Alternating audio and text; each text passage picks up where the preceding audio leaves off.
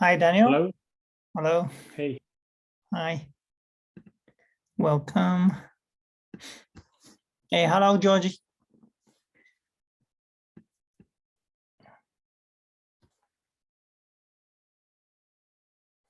Welcome, George. Let's just wait just 1 or 2 minutes, maybe.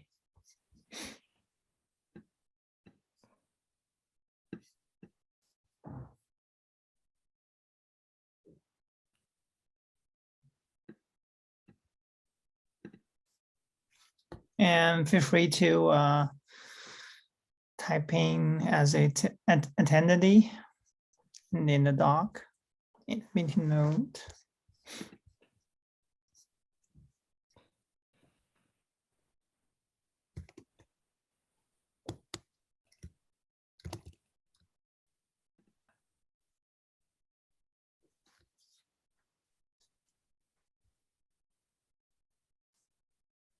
So today we have like 2 agenda here. One is about our new release of KubeVela 1.2 beta 3. And I will give you a quick updates and walk through on that. And then let's just have a discussion on OAM spec and KubeVela, because back to the last meeting, we have an issue on the relationships between them and what we're gonna do and the future actions on OAM spec. So first, if you can see my screen, I believe you can see my screen. Let me show you the new release of KubeVela 1.2 beta 3. So it's the same, pretty the same to the last time I was showing with you. And what we have been updating is some modifications and updates, or we are getting the user experience more better. So you can use this release to have a preview for the upcoming 1.2 stable release. I believe it's 1 or 2 weeks. And we already change and update the docs. You can see this is on the next branch. So it's not a stable branch. This is, when 1.2 release, we will upload a new 1.2 version. So now you can check the beta by walking through or reading these docs in the next branch. So it's quite different. It will shows you how using Vela UX, the dashboard, to deliver an application.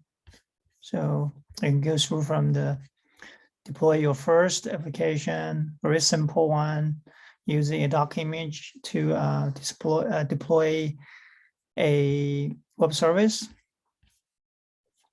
Then you get the workflows, get to check the status. Then maybe you can turn on the node balancer to have an IP to get access from outside. So it's quite simple. You can check out from the doc. So we have already node how to deploy Kubernetes raw resources. We give example. We give it an example deployment service resource by using that dashboard. You can check it out. And of course, with a Helm chart, very popular type of application delivery. And this is kind of special because you need to enable one add-on. So it's an ecosystem that in KubeVela, we can have many capabilities from Terraform, OpenCruise, FluxCD, many capabilities from the open source community. That's why KubeVela can integrate anything and deliver any type of applications you need. So basically, the major updates from the 1.2 release, beta 3 release. then let's go back to the discussion. And I believe, and the last time, Daniel have some concern, and we have, I think one of the maintainers, Hongsa, have replied to the thread for the issue. And of course we hear you, and of course the community is not, like we're deciding for everything, of course not. It's just the community have a discussion, and we want to find out what's the best for the community, right? So I think, Daniel, you are proposing very right direction. So I think Hongsa will reply to the issue. So I think for conclusion, in the future, of course, we really hope you and other cloud providers, Tencent or Huawei, many other vendors, they are all together to improve OAM spec. It's very welcome. But I think we can have a discussion here that since we have KubeVela is like a implementation, of course, you know that. And I think we're not tightly binding them each other together. We're not intending to do this. What we want to do is we want using KubeVela to get feedbacks from the users, the real feedbacks, right? That's why we know this is gonna work out, right? So, but based on model, you wouldn't know the users could do with this, right? So this is the importance of KubeVela, but of course, we're not binding them tightly together.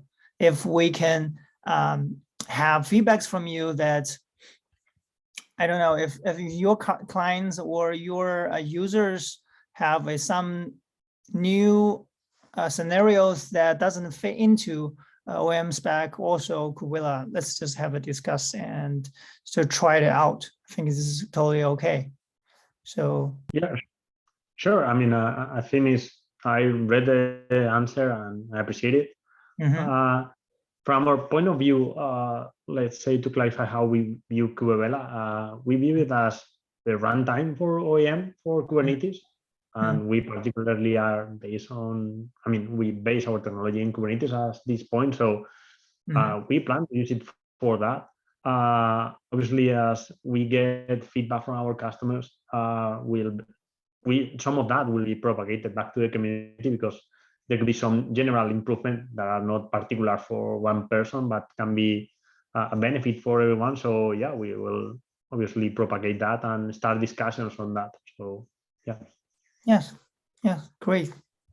I think it's better. It's better that you can just raise another issue that detailedly describing what your customers want to do with OAM, and we can walk through that and to have a discussion. It's really good for the developers. I think this is all we want, right? We use this model.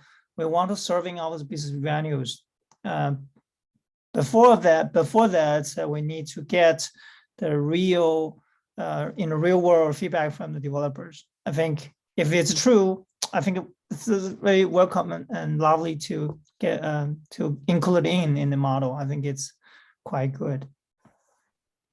Yeah, sure. I mean, we'll do. We try to raise new issues whenever we find something that could be a benefit from everyone for discussion. So yeah, we'll for sure continue doing that. And we are also planning to release elements that in open source, like traits and things like that, which will be complements to KubeVela for everyone to just also use it as a plugin, add-on, or whomever you want to call it. So for sure, we are going to also announce that and work with you, obviously, with the community to tie that together, so that, I mean, hopefully everyone can create a new trait and just add it to the runtime and use it if you can. So yeah, we are planning to do that. So I will say that expect in the next quarter to be, I mean, we are going to open source some of the components that can be add-ons for OAM, basically, for the runtime. Yes, nice. And I think we can all together to try to do a thing that I think in the past history of OAM and KubeVela users out there, end users out there, they have this kind of bad, no bad, it's a wrong impression. They because KubeVela, we have the first initial letter as Q, right? So it strongly refers to Kubernetes. So many of them get it wrong that, oh, KubeVela and OAM is all about Kubernetes. And apparently it's not, right? So I think this is another thing we need to fix it. Yeah, I completely agree. I mean, sometimes having the Q prefix is also sometimes a trouble for us internally even. So because people assume things on elemental relationships where they are not. Yeah, I agree with that. I think it's good at least to have this as OEM spec. Yeah. Independently of whether I think that obviously some of this type is basically what is on the documentation and how we express ourselves and how we put things in the README. The problem in here in GitHub is difficult to understand what people read and if they understand whatever you want to transmit. So that's gonna be tricky, but yeah, obviously we can work on that. Yeah. Thanks.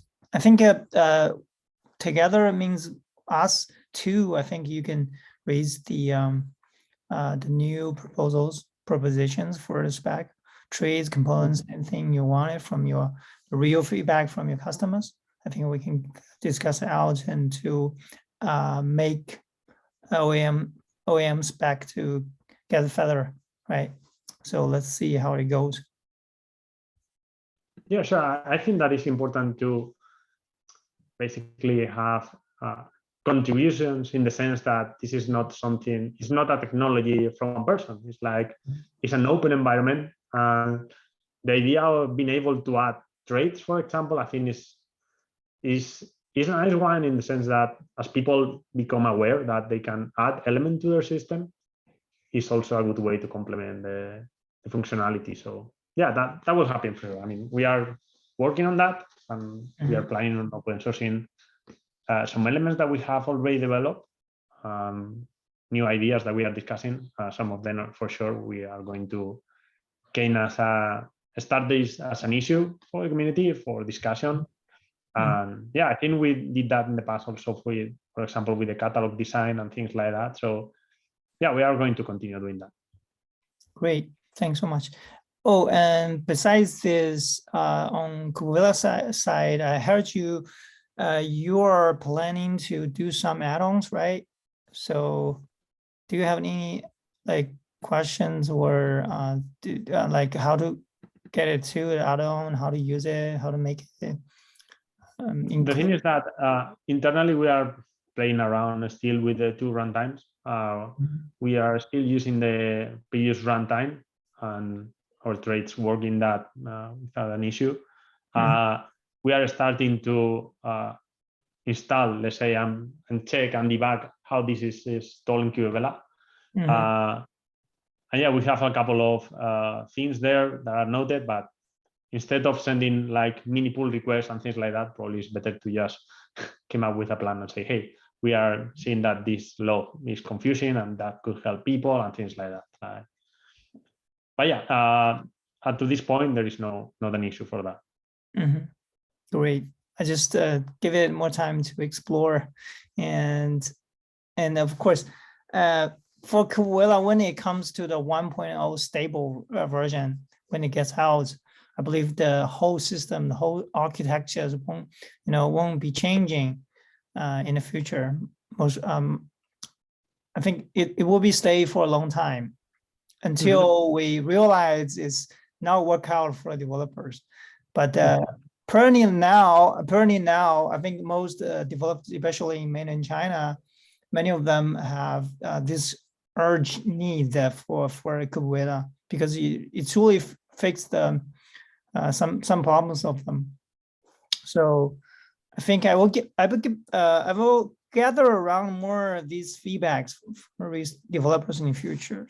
I'm trying to do some, real end-to-end experiences, like I will walk through a CI/CD Mhm. process. So this is definitely a very typical one, right? With check-ins, also GitOps, right? This is Mhm. pretty much very, very typical and most frequently used scenarios for developers. So these are gonna be the things I will be explore in like this month. So Mhm. I will give back to the community when to see how developers doing with this user experiences based on KubeVela and of course OAM together. Sure. Okay. Yeah. Nice. So I think we have another friend, George. Do you mind to introduce yourself? Sure, I'm happy to do that. My name's George Westwater, and I'm new to the team over at Chef. So I'm on the application delivery side on Chef. So super interested to participate in conversations here now in the future. Thanks. Great. Warm welcome. Do you have any questions where you're like interesting on why you're interested in this, why I come here? Do you have maybe illustrated more?